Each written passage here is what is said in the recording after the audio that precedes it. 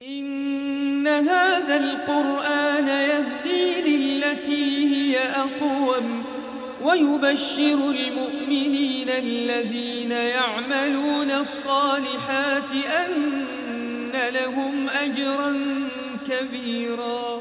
قرآني نبض حياتي، قرآني طهر ذاتي، قرآني عصمة أمري، قرآني طوق نجاتي، قرآني طوق نجاتي. الحمد لله نحمده ونستعينه ونستغفره ونؤمن به ونتوكل عليه ونعوذ بالله من شرور أنفسنا ومن سيئات أعمالنا، من يهده الله فلا مضل له ومن يضلل فلا هادي له، ونشهد أن لا إله إلا الله وحده لا شريك له، ونشهد أن سيدنا ومولانا محمدا عبده ورسوله، اما بعد. پروگرام اعجاز القرآن کے ساتھ عبدالخالق ہمدرد آپ کی خدمت میں حاضر ہے۔ پچھلے پروگرام میں ہم نے یہ بات کی تھی کہ قرآن کریم معجزہ ہے اور دوسروں کو عاجز کرنے والا ہے، اور معجزہ ہونے کا کیا مطلب ہے، اور اس کے لیے پہلی بات یہ بتائی تھی کہ معجزہ اس وقت ہوگا جب اس کے مقابلے کی فضا ہوگی۔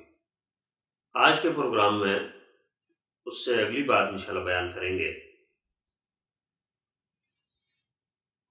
کہ قرآن کریم نے جب ان کو چیلنج کیا تو چیلنج کرنے کے بعد کیا ان کے پاس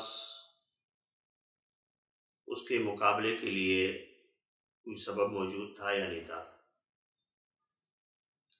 اگرچہ بات یہاں پہ اس کا میں زیادہ تفصیل میں نہیں جانا چاہتا تھا، لیکن بہت سی کتابوں میں یہ لکھا ہوا ہے، اور خصوصاً جو مستشرقین کے اعتراضات ہیں ان میں یہ بات موجود ہے۔ وہ یہ کہتے ہیں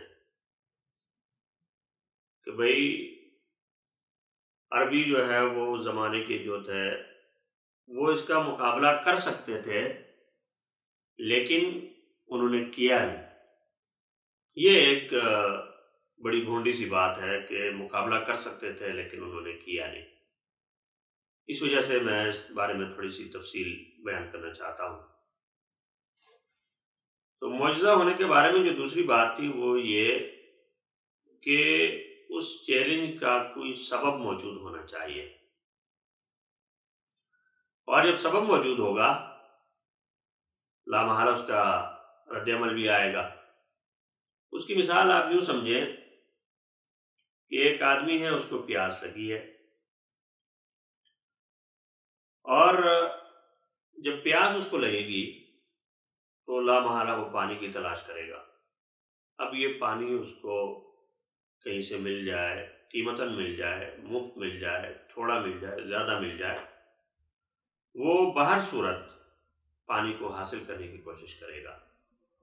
کیوں؟ اس کا سبب موجود ہے، اس کو پیاس لگی ہے۔ اور اگر ایک آدمی ہے، اس کو پیاس نہیں لگی، تو آپ اس کے سامنے 100 قسم کے مشروبات رکھ دیں، وہ اس کے لیے کوئی اہمیت نہیں رکھتے، اس لیے کہ اس کو پیاس نہیں لگی، اس کی ضرورت نہیں ہے جس کے لیے وہ اس پانی کو، ان مشروبات کو استعمال کرے۔ تو یہاں پر بھی جب ہم کہتے ہیں قرآن کریم معجزہ ہے اور اس معجزے کا مقابلہ کرنے کا کہا گیا، تو لوگوں نے اس کو کیا نہیں یا کر نہیں سکے۔ تو جو لوگ یہ سمجھتے ہیں اور جنہوں نے یہ کہنے کی کوشش کی ہے کہ قرآن کریم نعوذ باللہ معجزہ نہیں ہے، وہ یہ کہتے ہیں کہ جی وہ کر سکتے تھے لیکن انہوں نے کیا نہیں۔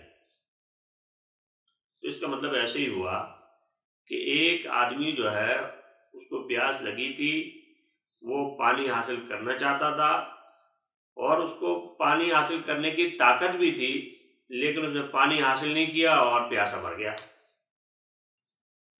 تو سب کہیں گے کہ یہ بڑی بیوقوفی کی بات ہے کہ اگر اس کے اندر پانی حاصل کرنے کی طاقت تھی تو اس نے کیا کیوں نہیں بھائی؟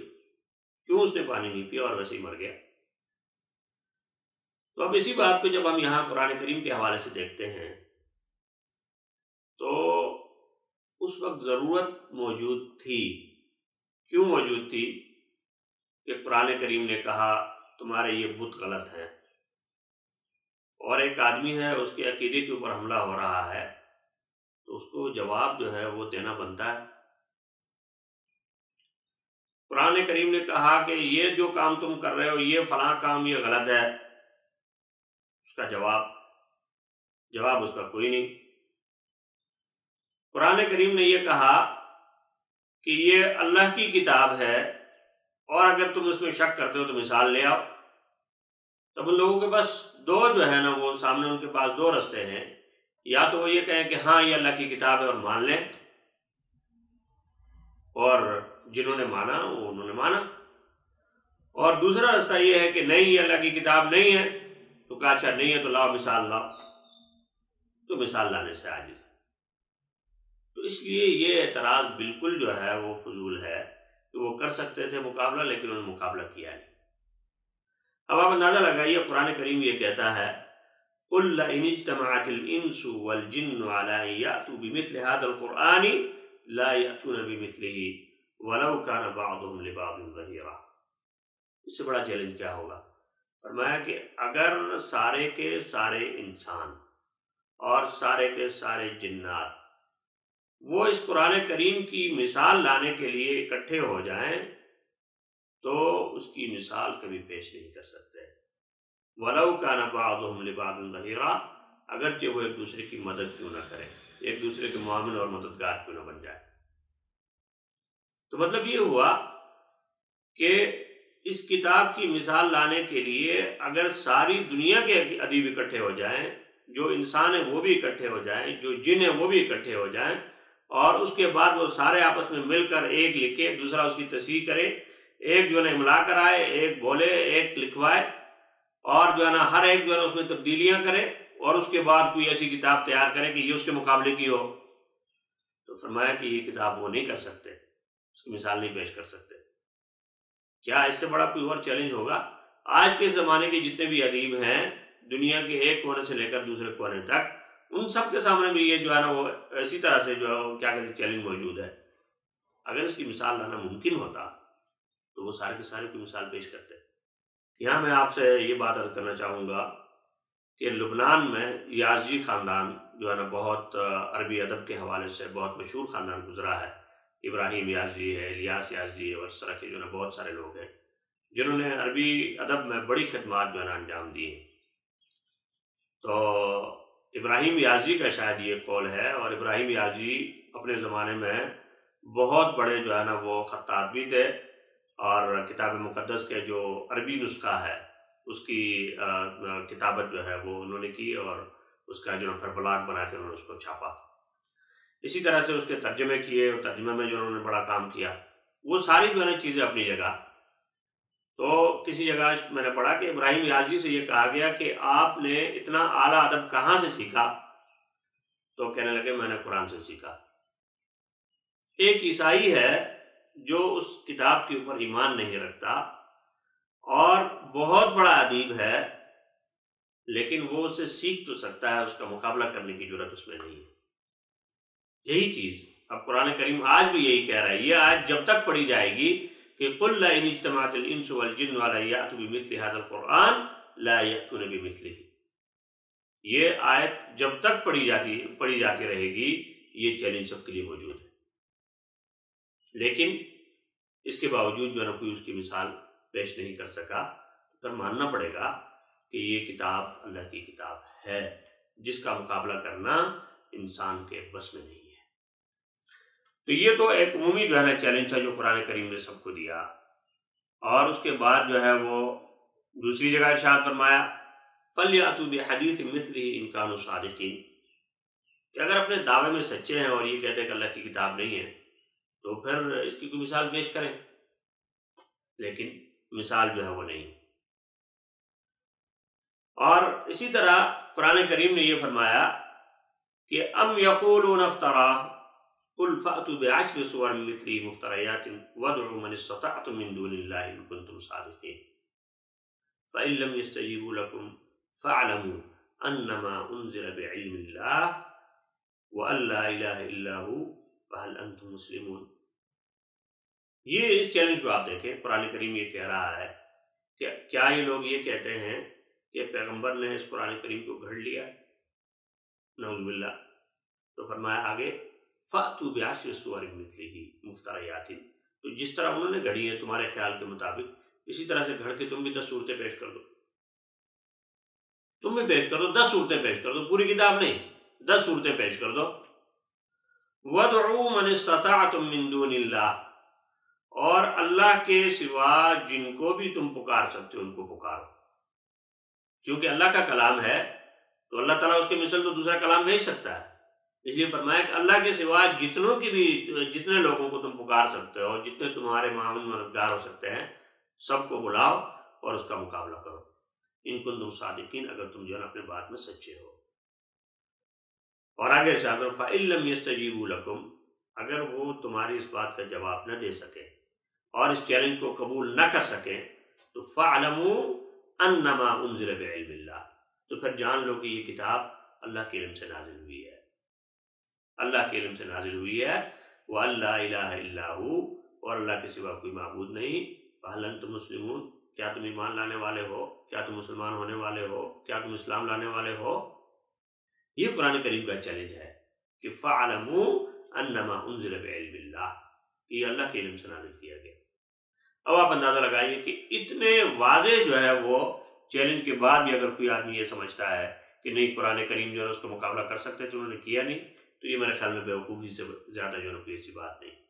اسی طرح قرآن کریم نے کہا وَإِن كُنتُمْ فِي رَيْبٍ مِّمَّا نَزَّلْنَا عَلَىٰ عَبْدِنَا فَأْتُوا بِسُورَةٍ مِّن مِّثْلِهِ، 10 صورتوں والی بات آپ اوپر سن چکے، یہاں پر ارشاد فرمایا کہ اگر تمہیں شک ہے تو پھر اس قرآن جیسی جو ہے نا ایک صورت بنا لاؤ، فَأْتُوا بِسُورَةٍ مِّن مِّثْلِهِ، ایک صورت بنا کر لے آؤ، وَادْعُوا شُهَدَاءَكُم مِّن دُونِ اللَّهِ، اور پھر ساتھ میں یہ بھی فرمایا کہ اس ایک صورت کو بنانے کے لیے بھی اگر تم خود نہیں کر سکتے تو بہت سی دفعہ ایسا ہوتا ہے جب امتحان ہوتا ہے تو امتحان میں لکھا ہوتا ہے کہ جی کیلکولیٹر ساتھ لے کے جانا منع ہے۔ اچھا اسی طرح سے ابھی چونکہ نیا زمانہ آ گیا تو وہاں پہ پرچے کے اوپر بھی لکھا ہوتا ہے کہ موبائل جو ہے نا موبائل فون کا داخلہ جو ہے وہ امتحان حال میں منع ہے، ٹھیک ہے، یعنی آپ کسی سے مدد نہیں لے سکتے، کسی سے پوچھ نہیں سکتے، کوئی کتاب نہیں دیکھ سکتے، لیکن تمہارا امتحان ہے۔ لیکن قرآن کریم کا چیلنج کتنا عجیب اور کتنا عظیم اور کتنا بڑا ہے کہ وہ کہتا ہے کہ وَادْعُوا شُهَدَاءَكُم مِّن دُونِ اللَّهِ، اللہ کے سوا جتنے تمہارے جو ہے نا گواہ ہیں، جتنے تمہارے مددگار ہیں، جتنے معاون، سب کو بلا لاؤ۔ آپ نظر آئیے کیسا امتحان ہے کہ اس امتحان کی ادائیگی کے لیے سب کو بلانے کی آپ کو اجازت ہے۔ گویا یوں کہا جا رہا ہے کہ امتحان گاہ میں بیٹھا ہوا ہے اور اسے یہ کہا جا رہا ہے کہ جتنی کتابیں دیکھ سکتے ہو دیکھ لو اور جتنے لوگوں سے مدد لے سکتے ہو لے لو اور اس کے بعد پرچہ حل کرو۔ لیکن اگر وہ پرچہ اس کے باوجود بھی حل نہیں کر سکتا تو اس کا مطلب یہ ہوا، پھر قرآن کریم نے خود آگے فرمایا کہ فَإِن لَّمْ تَفْعَلُوا وَلَن تَفْعَلُوا، اگر تم ماضی میں یہ کام نہیں کر سکے تو مستقبل میں بھی کبھی نہ کر سکو گے۔ وَإِن لَّمْ تَفْعَلُوا وَلَن تَفْعَلُوا فَاتَّقُوا النَّارَ الَّتِي وَقُودُهَا النَّاسُ وَالْحِجَارَةُ، اس لیے اس آگ سے ڈرو جس کا ایندھن انسان اور پتھر ہوں گے، اور اس کو تیار اعدت للکافرین، جس کو تیار کیا گیا ہے کافروں کے لیے۔ اب آپ اندازہ لگائیں، قرآن کریم یہ کہہ رہے کہ ایک صورت بنا لاؤ، سب مل کر بنا لاؤ، اور اگر اس کو نہیں لا سکتے تو پھر اس کے بعد اس آگ کے لیے تیار ہو جاؤ۔ تو اب آپ جو لوگ اس مقابلے میں ہیں، جو سامنے ہیں، ان کے لیے کون سا کام آسان ہے؟ وہ اس کا مقابلہ کریں، کوئی اس کی جو نظیر پیش کریں اور کہیں گے جی ٹھیک ہے جی یہ کلام آپ بنا کے لائے تھے، یہ کلام ہم بنا کے لائے اور کلام کا کلام سے مقابلہ ہو گیا، قصہ ختم۔ لیکن ایسا نہیں ہوا۔ تاریخ ہمیں یہ بتاتی ہے کہ وہ لوگ جو یہ کام جو ہے نا جن کو کہا جا رہا تھا وہ اس کا مقابلہ نہیں کر سکے، اور آج بھی جو ہے نا وہ ساری جو ہے نا وہ کیا کہتے ہیں اس کو، قرآن کریم کے مقابلے کی ساری صورت موجود ہونے کے باوجود اور لوگوں کی کوشش کے باوجود اس کی کوئی مثال جو ہے نا پیش نہیں کر سکا، اور انشاءاللہ جیسے خود قرآن کریم کہہ رہا ہے کہ آئندہ بھی اس کی مثال جو ہے وہ نہیں پیش کی جائے گی۔ تو اس سے اندازہ ہوا کہ اس وقت جو چیلنج تھا وہ قائم تھا اور وہ صورت موجود تھی، لیکن وہ لوگ مقابلہ نہیں کر سکے، اور آج ساری دنیا کو بھی یہ چیلنج موجود ہے کہ تم اگر کر سکتے ہو تو، اگر وہ نہیں کر سکے، قریشی نہیں کر سکے تو آج کوئی کر کے دکھائے، لیکن اگر آج نہیں کر سکتا تو میں کل کو بھی کوئی اور نہیں کر کے دکھا سکے گا۔ یہ ہے قرآن کریم کا وہ پہلو جس پہلو نے ساری دنیا کو عاجز کیا ہوا ہے، اور اسی سے بچنے کے لیے اس وقت پوری دنیا میں یہ کوشش ہو رہی ہے کہ اگر ہم قرآن کریم کا مقابلہ نہیں کر سکتے، قرآن کریم کے الفاظ کو نہیں بدل سکتے، اور قرآن کریم کے جو ہے نا مفاہیم کو نہیں بدل سکتے، تو پھر کوئی ایسا کام کرو کہ اس قرآن کریم کا اثر مسلمانوں سے نکل جائے۔ اس کے لیے پھر مختلف قسم کے آپ اندازہ ابھی دیکھ رہے ہیں کہ کبھی ایک حکم کا انکار، کبھی دوسرے کا حکم کا انکار، کبھی اس پہ اعتراض، کبھی اس پہ اعتراض۔ یہ سارا کس لیے ہو رہا ہے؟ یہ سارا اس لیے ہو رہا ہے کہ قرآن کریم کے اس چیلنج کے جواب کسی کے پاس نہیں ہے، اور جب اس کا جواب موجود نہیں ہے تو پھر وہ دائیں بائیں سے، آگے پیچھے سے ایسے کام کرنے کی کوشش کرتے ہیں جس سے کم از کم مسلمانوں کے دلوں کے اندر شکوک و شبہات پیدا ہوں، مسلمانوں کے دلوں کے اندر خود قرآن کریم کے بارے میں جو ہے نا وہ اعتماد اور جو ہے نا وہ وثوق قائم نہ رہے جو ان کے دلوں میں ہے۔ اور اس کا نتیجہ کیا ہوگا؟ مسلمان قرآن کریم سے دور ہونا شروع ہو جائیں گے۔ جب اس سے دور ہو جائیں گے تو قرآن کریم جو کتاب ہدایت ہے اس سے دوری کا نتیجہ گمراہی ہوگا، اور اس گمراہی کے نتیجے میں پھر ان کی اپنی طاقت جو ہے وہ ختم ہو جائے گی، اور ساری دنیا آج جو ہے نا وہ اسی پہلو کے اوپر کام کر رہی ہے۔ اللہ تعالیٰ ہم سب کو قرآن کریم کے ساتھ جڑے رہنے کی توفیق عطا فرمائے، اور قرآن کریم کو اس کے معجزے کو معجزہ سمجھ کر اس کو قبول کرنے کی توفیق عطا فرمائے۔ وآخر دعوانا الحمدللہ رب العالمین۔ إن هذا القرآن يهدي للتي هي أقوم ويبشر المؤمنين الذين يعملون الصالحات أن لهم أجرا كبيرا۔ قرآني نبض حياتي، قرآني طهر ذاتي، قرآني عصمة أمري، قرآني طوق نجاتي، قرآني طوق نجاتي۔